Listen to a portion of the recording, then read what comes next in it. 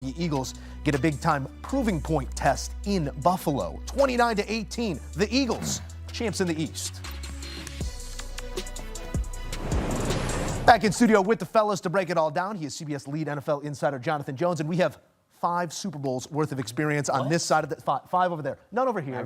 But I guess I've been to 5 in total at the desk. Ours is yours also. You spread them out however you like. Kenyon Varner, Bryant McFadden. It is a pleasure to have everyone here to break down what we saw here in what was a division clinching performance with the Eagles. Anytime you can get that, you check that biggest preseason box, Mac, you take that.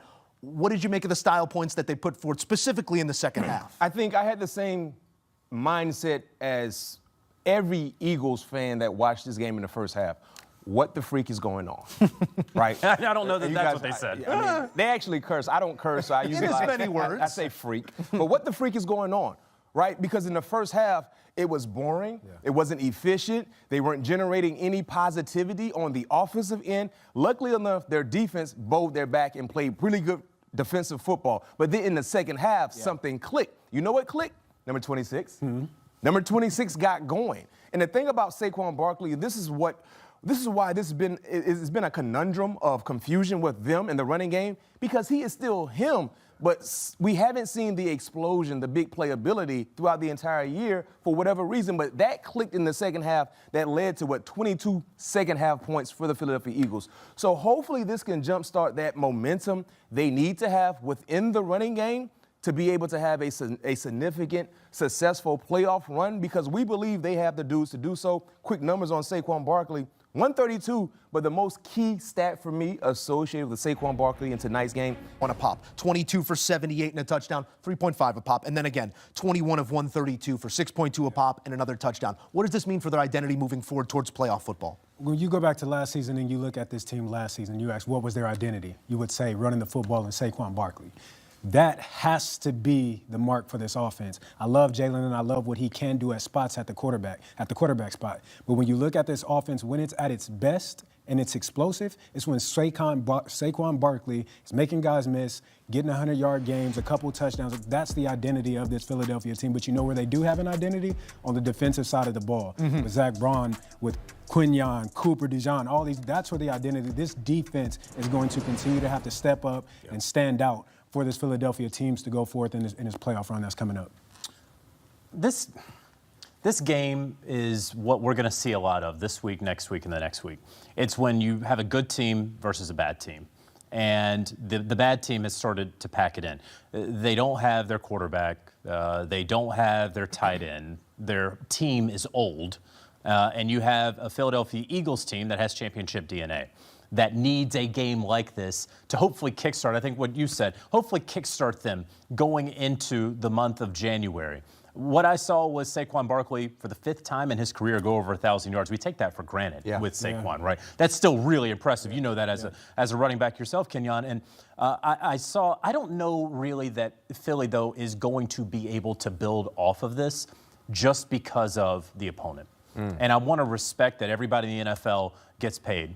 But the fact is there's a huge separation at this point. And I don't know that this is going to tell me that the Philadelphia Eagles offense has figured it out and they're going to hand the ball to Saquon Barkley and they're going to run it down the throats of the Buffalo Bills next week. I don't know that that's necessarily going to be the case. Good win, but this is what you're supposed to do. And it took you too long to do it tonight. And I don't know that running the ball down the throat of the Buffalo Bills will tell us anything either. It's one of the worst run defenses in the NFL. Then they get Washington again in Week 18. Point being, Kenyon, you are who you are at this point in the season. Do you see enough in Philadelphia? There's a saying, you can't teach an old dog new tricks, right? But with this Philadelphia team and this roster, I don't want to look at the coaching staff. I want to look at the roster. These are all capable guys. Yeah. These are all guys who have been there, who have done it, who've seen the highest of the high.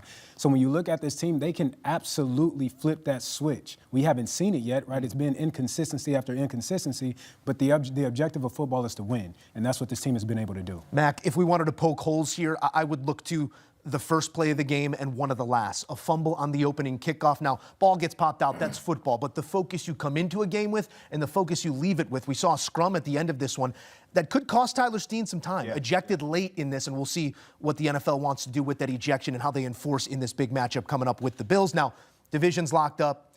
You're just playing for pace, you're playing for momentum, but The start and the end, does it worry you at all for the Philadelphia Eagles? In tonight's matchup? In terms of who they are, in terms no of question. what you're bringing and how you're leaving. Yeah, the last 2 weeks, to JJ's point, they did what they were supposed to do. You play against the Raiders, you're supposed to beat the Raiders, you beat the Raiders. You played against the Commanders tonight, you're supposed to beat them. I didn't like the start, but the second half is what we all expected to see. Now it's about building momentum for what you're going to see in the playoffs. Because the last time I checked, the potential teams they could see in the playoffs potentially could come from the West. Yeah, we're probably looking at a 3 seed here with the champion of the 2 or NFC 3. East. Yeah, so whoever does not win the West potentially could go out to Philly in round 1 of the playoffs, and that ain't no easy task. 12-win team. Sure, it could be the Rams, which, I mean, the Philly may want the Rams because that's the one place that, the Rams can't win. But the point that we're all making is some of the things that they've struggled with in tonight's matchup could really be the death of them in the playoffs playing against better teams. I love what I saw from Saquon Barkley, but I still hate the fact that we're not seeing creativity in the running game. And so much of it is the run block group in front of them. Yeah. And I want to take it to JJ here. Do we have precedent in the way that the league has handled situations like this? Late game ejections this season, the nature of what we saw in the scrum there late in the game, what we might expect heading into that Buffalo matchup? So it was a punch thrown, and that is not what we see it once every other week or so. He gets ejected, Tyler Steen does. And look, I think what ultimately is going to happen is he's going to be docked a hefty amount of money. When you talk about throwing a punch, that's tens of thousands of dollars.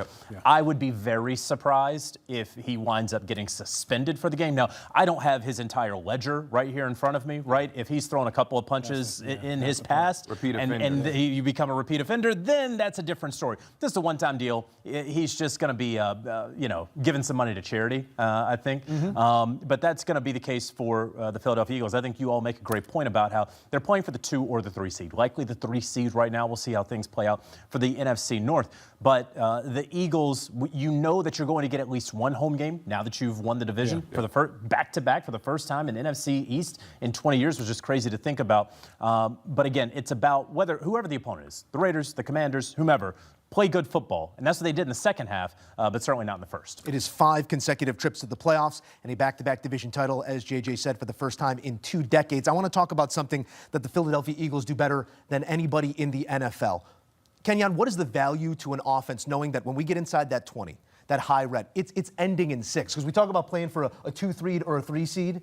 They're playing for 6 points when they get down to that red area, going better than 70% red zone conversion, 3 for 3 in this game. What is that value when you're in the huddle knowing that we're knocking on the door and that door is going to go down? Listen, that value is priceless. You can't put a price on. We call that the money zone. It's not the red zone. That's where you go and make your bread, and that's where this Philadelphia Eagles team has made their money. You know when they get in, especially inside that zone, you know what's coming, a tush push. So when you look at this offense, you look at the way that they move this ball, and once they get into the red zone, they score. And that value, again, you can't put a price on that because a lot of teams struggle.